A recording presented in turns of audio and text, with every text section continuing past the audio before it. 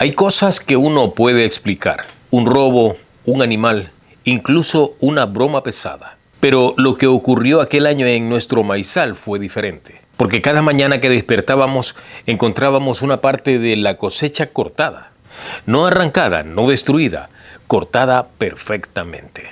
Como si alguien hubiera estado trabajando toda la madrugada, durante muchas horas, pero lo más extraño era que nunca encontrábamos ni una sola huella, ni una. Con mi padre vivía en una finca heredada de mi abuelo. Esa era una propiedad bastante grande, rodeada de sembríos y terrenos abandonados. Nuestra principal fuente de ingresos era el maíz. Ese año la cosecha prometía ser una de las mejores que habíamos tenido. Las lluvias habían llegado a tiempo, las plantas crecieron sanas y todo parecía marchar perfectamente, hasta la mañana en que encontramos la primera sección cortada. Pero no era mucho, quizás unos 20 metros cuadrados. Mi padre pensó que alguien había entrado a robar. Yo pensé lo mismo. Pero lo extraño es que las mazorcas seguían allí. Nadie se había llevado nada. Simplemente habían cortado las plantas. Todas a la misma altura. Era como si alguien hubiera cogido una regla gigante y la hubiese pasado así. Pasamos la mañana buscando rastros, pero no encontramos nada. Ni huellas, ni marcas de neumáticos, ni ramas rotas al ingreso. Nada. A la mañana siguiente ocurrió otra vez, pero en esta ocasión la sección era mucho más grande.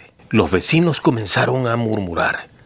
Nos dijeron incluso que podían ser muchachos que estaban haciendo bromas. Otros aseguraban que alguien quería asustarnos. Pero ninguna explicación tenía sentido, porque para llegar hasta ese punto había que atravesar un pedazo de barro bien húmedo. Y aún así no encontrábamos ni una sola pisada. Era como si quien entraba jamás tocara el suelo. Durante 9 semanas seguimos encontrando otras áreas cortadas, cada día lo mismo. Sin falta, entonces notamos algo, pero fue mi padre quien lo descubrió. Subió a una loma cercana para notar los cultivos, para revisarlos desde un poco más lejos. Cuando regresó, traía el rostro pálido. «Ven conmigo», me dijo. Subimos juntos y desde arriba lo vimos. Las zonas cortadas no eran aleatorias. Formaban un dibujo, un patrón enorme. Era demasiado grande para apreciarlo desde el suelo. Parecía una especie de espiral, como un laberinto. No lográbamos entenderlo, pero alguien estaba diseñando algo gigantesco. Esa noche decidimos quedarnos a vigilar. Mi padre y yo nos escondimos cerca del maizal. Llevábamos linternas, un termo de café y mucha paciencia. Las horas pasaron lentamente, pero no hubo ni una sombra, ni un ruido, ni un movimiento, nada. A las 2 de la madrugada, mi papá empezó a quedarse dormido. Yo estaba a punto de levantarme cuando de pronto escuché un sonido extraño. Se escuchaban como miles de hojas rozando entre ellas, pero no era el viento, no. La noche estaba completamente quieta. El ruido venía desde el centro del cultivo. Con un poco de temor apunté con la linterna y nada. Pero el ruido, ese sonido, venía acercándose. Entonces ocurrió algo imposible. Las plantas comenzaron a inclinarse solas, sí, solas, como si algo invisible estuviera avanzando entre ellas. No podíamos ver de qué se trataba, solo veíamos cómo el maíz se inclinaba a su paso. Mi padre se levantó rápidamente. Corrimos hasta allí.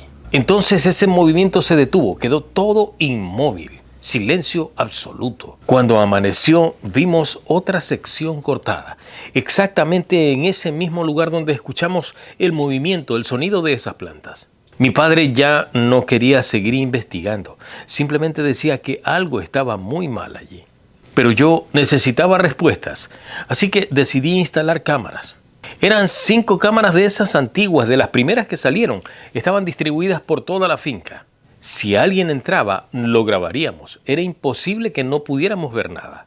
Entonces al día siguiente me levanté con la curiosidad a revisar las grabaciones y lo que vi en esas imágenes me dejó helado. A las 2:43 de la madrugada, todas las 5 cámaras se apagaban simultáneamente. No mostraban interferencias ni errores, nada. Simplemente dejaban de grabar. Tomé el tiempo y eran exactamente 11 minutos. Luego continuaban grabando. Durante ese tiempo, durante esos 11 minutos, ocurrían los cortes, sin excepción. Las semanas transcurrieron.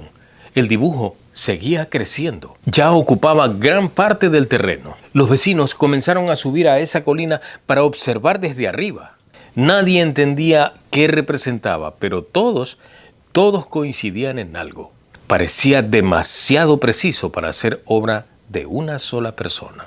Un anciano del pueblo entonces vino a verlo. Permaneció en silencio observando durante algunos minutos. Luego me pidió una libreta y comenzó a dibujar el patrón. Y cuando terminó, me mostró algo. No era un espiral, tampoco un laberinto. Era un mapa, al menos eso parecía. Un mapa enorme. Tenía caminos, cruces y puntos marcados. Esa noche tampoco pude dormir. Esa idea me obsesionaba. Si realmente era un mapa, ¿de qué lugar? ¿Y quién lo estaba creando? Decidí entonces seguir una de las líneas de ese dibujo. Comenzaba en el centro y avanzaba hacia una colina olvidada hacia el otro lado de la propiedad. A ese lugar casi nadie iba nunca porque no había nada. O al menos eso creíamos. Al amanecer encontré algo. Una roca enorme cubierta por vegetación, pero nada especial. Hasta que observé su superficie. Había marcas, grabados antiguos, líneas idénticas a lo que estábamos mirando en el maizal.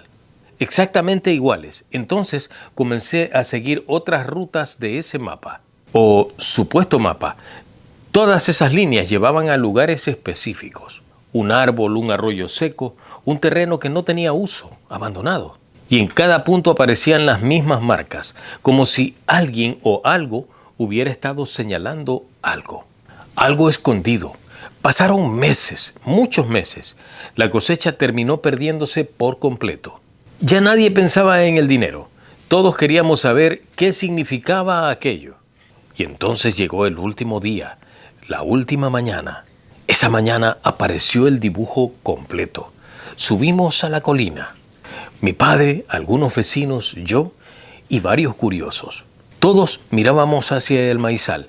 El patrón estaba terminado. Por primera vez podía verse entero. Entonces entendimos. No era un mapa. Nunca lo había sido.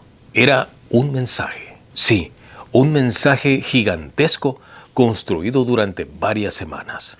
Nadie logró leerlo al principio. Las líneas parecían muy confusas. Pero cuando el sol comenzó a subir, las sombras cambiaban. Y las formas se hicieron evidentes. Las plantas que seguían en pie y las que estaban cortadas formaban palabras tan enormes que solamente podían leerse desde arriba. Y el mensaje decía: no busquen abajo. Cuando vimos eso, un silencio absoluto cayó sobre todos nosotros. Nadie dijo ni una palabra. Nadie se movió tampoco porque debajo de nosotros estaba toda la finca. Los días siguientes fueron extraños. La actividad cesó por completo. No hubo más cortes, más sonidos, tampoco hubo movimientos. Parecía haber terminado todo hasta que llegaron unos ingenieros. Habían recibido autorización para realizar unos estudios geológicos en toda esa zona. Querían revisar ese terreno porque sospechaban de la presencia de aguas subterráneas. Mi padre intentó convencerlos de que no lo hicieran, pero ¿cuál fue la respuesta? Ellos se rieron. Pensaron que eran supersticiones. Comenzaron a perforar en el centro del mensaje y apenas 2 días después abandonaron el proyecto. Nunca explicaron por qué. Solo empacaron todo y se fueron. Rechazaron responder preguntas. Unos meses después me encontré a uno de ellos en la ciudad. Le insistí tanto porque estaba con la duda y terminó confesándome. Solo me dijo una frase: jamás la voy a olvidar. No encontramos agua. Entonces, ¿qué encontraron? El hombre me miró durante varios segundos y respondió: algo nos estaba devolviendo los golpes. Nunca volvieron, nunca perforaron de nuevo. Pero lo más extraño, años después, cuando tuvimos acceso a unas fotografías aéreas de toda esa región, descubrimos algo que nadie esperaba. El mismo dibujo, ese mismo mensaje había aparecido antes. Mucho antes, décadas atrás, en distintos cultivos, en diferentes pueblos, incluso en diferentes países, siempre igual, siempre con las mismas palabras. No busquen abajo. Y hasta hoy, nadie sabe quién lo escribe ni a quién está dirigido. Pero hay algo que todavía me inquieta, algo que jamás conté. Aquella última noche antes de que el dibujo terminara, desperté por un sonido bajo mi habitación, no encima del techo. No venía de la ventana, venía del suelo, como si alguien estuviera golpeando desde muy profundo. 3 golpes, lentos, separados, y después 3 golpes de respuesta, mucho más cerca, justo debajo de mi cama. Soy Renán Alaba Castro y estas son historias de mi tierra.